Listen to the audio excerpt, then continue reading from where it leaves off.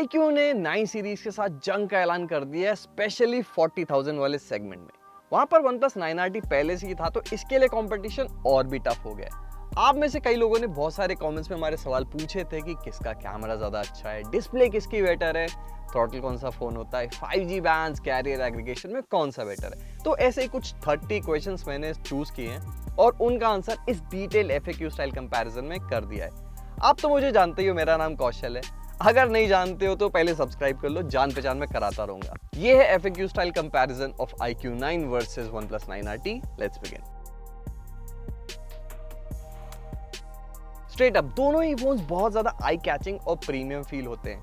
iQOO 9 अपनी BMW style strips और white back glass combination में बहुत ज्यादा अच्छा दिखता है, लेकिन दूसरी तरफ OnePlus 9RT भी पीछे नहीं है। इसका मैट ब्लैक फ्रॉस्टेड ग्लास बहुत ज्यादा प्रीमियम और अच्छा फील होता है हाथ के अंदर। अच्छी बात यह है कि दोनों ही फोन्स में एल्यूमिनियम फ्रेम मिलता है। आप कैसे बता सकते हो? वेल, ये देखो, ये जो एंटेना बैंड्स हैं, इनको देख के आप बता सकते हो कि ये एल्यूमिनियम फ्रेम है। प्लास्टिक फ्रेम में ये सब नहीं दिखता है। तो ओवरऑल बिल्ड क्वालिटी में कोई भी कॉम्प्रोमाइज नहीं है। आप दोनों में से कोई भी चूज कर सकते हो। मुझे याद है जब मैंने iQOO 7 Legend को पहली बार हाथ में पकड़ा था, तो वो काफी ज्यादा बल्की फील होता था। अराउंड 215 ग्राम इसका वेट है। बट अच्छी बात यह है कि iQOO 9 और OnePlus 9RT दोनों का ही वेट थोड़ा सा कम किया गया है और ये सिर्फ 200 ग्राम के है।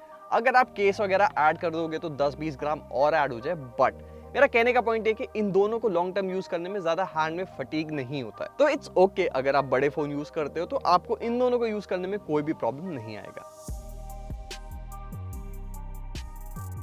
बड़े फोन्स के संग प्रॉब्लम यही है कि उनके जो बटन्स होते हैं वो थोड़ा सा ऊपर की तरफ प्लेस्ड होते हैं, तो उनको एक हाथ से यूज कर पाना थोड़ा सा मुश्किल हो पाता है। ये देखो, जैसे iQOO 9 को आप एक हाथ से रीच कर सकते हो पावर बटन तक, बट वॉल्यूम रॉकर्स तक पहुंचने के लिए थोड़ा सा मुझे एडजस्ट करना पड़ता है। और वहीं पर OnePlus 9RT के संग भी सेम केस है।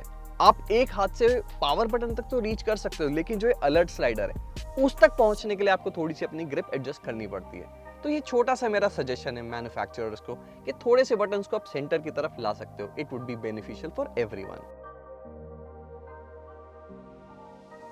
मैंने काफी सोर्सेज से पता करने की कोशिश की, लेकिन मुझे कहीं भी ये कंफर्मेशन नहीं मिला कि इसके अंदर डिस्प्ले प्रोटेक्शन गोरिल्ला ग्लास 5 है या कोई और है। बट OnePlus 9RT की वेबसाइट पे ऑफिशियली इस पे गोरिल्ला ग्लास 5 का प्रोटेक्शन मिलता है, आगे और पीछे दोनों ही तरफ। तो अगर आप फोन बिना केस के यूज करते हो तो गो विद OnePlus। यहाँ पर आपको पता है कि गोरिल्ला ग्लास की प्रोटेक्शन मिल रही है। एक अनोइंग चीज जो बहुत सारे डिस्प्लेस के संग होती है वो ये कि लोअर ब्राइटनेस पे स्क्रीन फ्लिकर करने लगती है। अच्छी बात ये कि इन दोनों ही फोन्स को आप कितने भी लो ब्राइटनेस पे यूज करो, इनकी स्क्रीन फ्लिकर नहीं होती है। अभी OnePlus 9RT के ऊपर हम बहुत सारे वीडियोस बना चुके हैं जो कि आप यहां से चेक कर सकते हो। तो ये तो मैं कहूंगा कि OnePlus 9RT का डिस्प्ले थोड़ा सा डिम है, बट वो मेरे फील करने से कुछ नहीं होता। आपको एक्चुअल लक्स मीटर की वैल्यूज दिखाता हूं, तो आप देख पा रहे होगे कि OnePlus 9RT की वैल्यूज थोड़ी सी कम है iQOO 9 के कंपैरिजन में। तो हाँ, अगर आप साइड बाय साइड देखोगे तो OnePlus 9RT का डिस्प्ले आपको डिम ही दिखेगा। तो दोनों ही फोन्स में कोई भी ऑफिशियल IP रेटिंग नहीं मिलती है, बट थोड़ा बहुत वाटर रेजिस्टेंस का काम अंदर हुआ है। ये आप सिम ट्रे निकाल के देखोगे तो आपको ये रेड रबर सील दिख जाएगी, जिससे ये पता चलता है कि दोनों ही फोन्स के अंदर थोड़ा बहुत वाटर रेजिस्टेंस है। तो अगर आप हल्की फुल्की बारिश में फोन को थोड़ा सा भिगा भी दोगे तो आपको परेशान होने की जरूरत नहीं है। बट पानी में लेके मत कूद जाना, क्योंकि वाटर डैमेज वारंटी के अंदर कवर नहीं होगा। आप क्योंकि 40,000 रुपीज वाला सेगमेंट है तो इसको प्रीमियम बोल सकते हो, और इस सेगमेंट में कोई भी मैन्युफैक्चरर हेडफोन जैक नहीं देता है, तो ऑब्वियसली इन दोनों फोन्स में भी नहीं है। iQOO 9 और OnePlus 9RT इन दोनों ही फोन्स में 120 हर्ट्ज का high refresh rate AMOLED panel लगा हुआ है, तो आपको कहीं भी डिस्प्ले में कॉम्प्रोमाइज नहीं दिखेगा। तो HDR वीडियोस की अगर मैं बात करूं तो दोनों ही फोन्स केपेबल है। इनफैक्ट मैं आपको YouTube पर एक वीडियो प्ले करके दिखाता हूं। ये काफी पॉपुलर एक वीडियो है जिसमें आप HDR कंटेंट प्ले कर सकते हो। YouTube ऐप के अंदर नेटिवली सपोर्टेड है। इनफैक्ट आप प्राइम वीडियो पर दोनों ही फोन्स पर फुल HD में स्ट्रीम कर पाओगे, which is a very good thing. तो फिंगरप्रिंट स्कैनर तो दोनों ही फोन्स में आता है, जो कि ऑप्टिकल है, स्क्रीन के अंदर लगा हुआ है, which is okay I guess. थोड़ा सा स्लो होता है कैपेसिटिव के कंपैरिजन में, बट मेरा जो प्रॉब्लम है वो फिंगरप्रिंट स्कैनर से नहीं है, उसकी पोजीशन से है। ये बहुत ही ज्यादा स्क्रीन के लोअर एंड पे प्लेस्ड है, जो कि एक हाथ से अनलॉक करते पे थोड़ा सा फिसलने के चांसेस रहते हैं और आपका फोन गिर सकता है। तो आई वुड से एक ग्रिपी केस खरीद लेना ताकि आपका फोन गिरे नहीं हाथ से।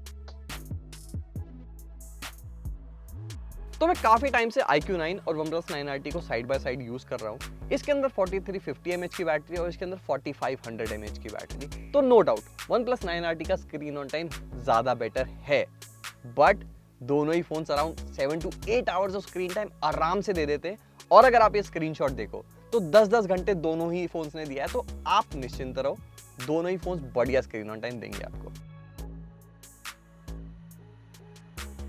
वायर चार्जिंग की अगर मैं बात करूं तो दोनों ही फोन्स में काफी फास्ट चार्जिंग आती है, बट iQOO 9 के अंदर है 120 वॉट की क्रेजी फास्ट चार्जिंग। और यू वुड नॉट बिलीव 18 से 19 मिनट के अंदर हम इसको 0 to 100 चार्ज कर लेते हैं, और वहीं पर OnePlus 9RT भी 40 मिनट में चार्ज हो जाता है। अब आपको लग रहा हो कि ये तो 2 गुने का फर्क है, बट आप अगर कंपेयर करोगे मेरे iPhone 12 mini से, जिसमें 2200 mAh की बैटरी है, वो 2-2.5 घंटे ले लेता चार्ज होने में, तो सोचो कितना ज्यादा क्रेजी फास्ट है ये फोन। अब इतनी फास्ट वायर चार्जिंग अगर आपको मिल रही है तो वायरलेस चार्जिंग आपको स्लो ही लगेगी, इन दोनों फोन्स में है भी नहीं। बट iQOO 9 Pro जो इस फोन का ब्रदर है, उसके अंदर 50 वॉट की वायरलेस चार्जिंग आती है, बट इस फोन में नहीं है। iQOO 9 और OnePlus 9RT दोनों में ही डुअल स्टीरियो स्पीकर्स मिलते हैं, जो काफी अच्छा साउंड करते हैं। पर दोनों को साइड बाय साइड कंपेयर करो तो OnePlus 9RT की साउंड क्लैरिटी बहुत ज्यादा अच्छी है, आप एक बार खुद सुन के देखिए।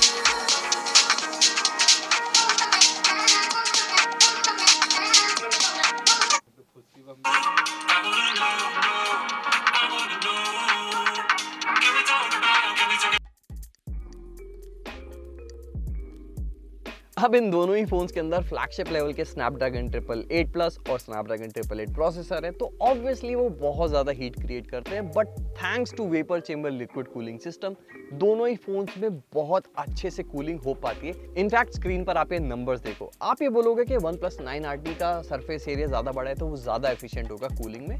वेल, अगले टेस्ट में वही एक्सप्लेन करूंगा। हमने गेमिंग टेस्ट किया और ये तो साफ साफ क्लियर है कि इन दोनों में से कोई भी फोन ओवरहीट नहीं होता है गेम्स खेलते टाइम। बट जो थोड़ा बहुत फर्क है वो ये है कि OnePlus 9RT थोड़ा सा ज्यादा एफिशिएंट है कूलिंग के मामले में iQOO 9 के कंपैरिजन में। और गेमिंग एक्सपीरियंस में भी ज्यादा कोई फर्क है नहीं। दोनों ही फोन्स में BGMI पे एकदम सेम ग्राफिक सेटिंग्स पर आप खेल सकते हो। अगर आप HDR पे खेलोगे तो एक्सट्रीम FPS के संग खेल सकते हो, और अल्ट्रा HD में HDR ग्राफिक्स के साथ दोनों ही फोन्स में। रैम और स्टोरेज की बात करें तो LPDDR5 और UFS 3.1 दोनों ही फोन्स के अंदर है। तो अगर आप एक CPDT टेस्ट करके देखोगे तो आपको रिजल्ट्स कुछ ऐसे दिखेंगे।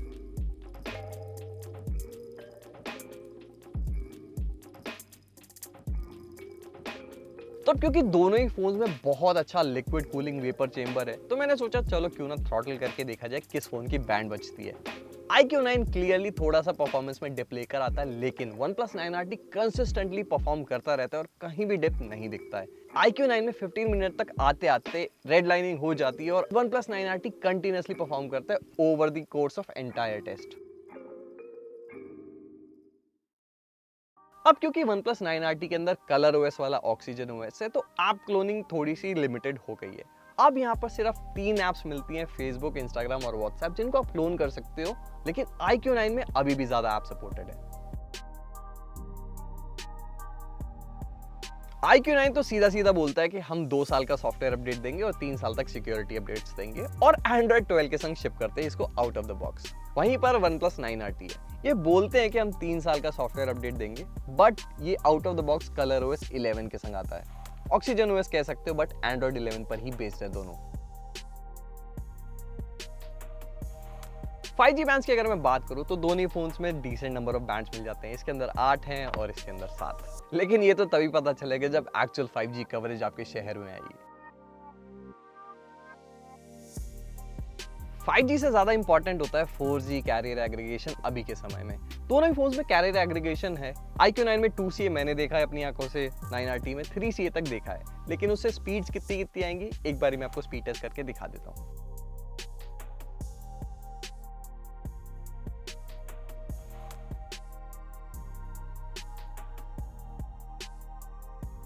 अब कहने का तो iQOO 9 के अंदर dual Z axis haptic feedback motor लगा हुआ है, तो इसका हैप्टिक ज्यादा बेटर होना चाहिए, राइट? बट iQOO 7 लेजेंड का इससे अभी भी बेटर है, मैंने जो फील किया है, और इसका ऑन पार है विद OnePlus 9RT। तो I don't know what they are trying to sell in the marketing. अब 4K 60 FPS में अगर आपको रिकॉर्डिंग करनी है तो स्टेबलाइजेशन दोनों ही फोन नहीं देते हैं, विच इज सरप्राइजिंग, क्योंकि iQOO 7 लेजेंड जो इसका प्रेडेसेसर है उसके अंदर 4K 60 FPS में भी स्टेबलाइजेशन होता है, बट इसके अंदर नहीं है। I don't know why. और अगर आपको पोर्ट्रेट मोड में वीडियोस रिकॉर्ड करनी है तो सिर्फ OnePlus 9RT है जो करने देता है, iQOO 9 में ऑप्शन नहीं है। I don't know why. Video stabilisation के मामले में नो डाउट iQOO 9 के अंदर एक सुपीरियर स्टेबलाइजेशन सिस्टम लगा हुआ है जिसको गिम्बल स्टेबलाइजेशन बोलते हैं, और ये OIS के साथ साथ EIS दोनों का यूज करते हैं, और 9RT से फार सुपीरियर स्टेबलाइजेशन ऑफर करता है ये फोन।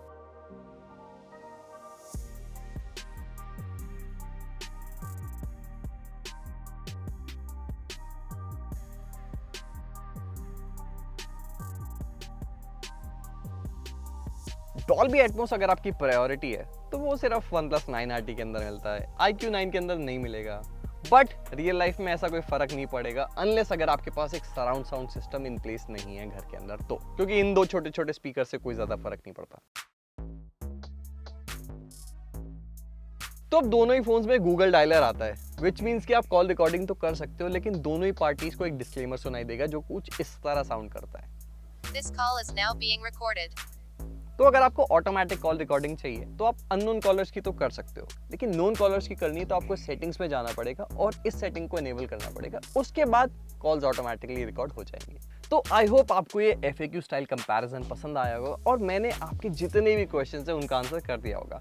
बट फिर भी अगर कोई क्वेश्चंस रह गए तो नीचे आप कमेंट्स में पूछ सकते हो, और अगर आपका कोई दोस्त है जो इन दोनों फोन्स में कंफ्यूज है तो आपको पता ही क्या करना है, ये वीडियो उसको WhatsApp पे शेयर कर देना है। मेरा नाम है राजकुमार राव और आप देख रहे हो कैशिफाई। मैं आपसे मिलूंगा अगले वीडियो में। मजाक कर रहा हूँ, मेरा नाम कौशल है, राजकुमार राव ये है। आई होप आपको ये वीडियो पसंद आया होगा। अगर पसंद आया हो तो प्लीज चैनल को सब्सक्राइब करें और बेल आइकन दबाना ना भूलें।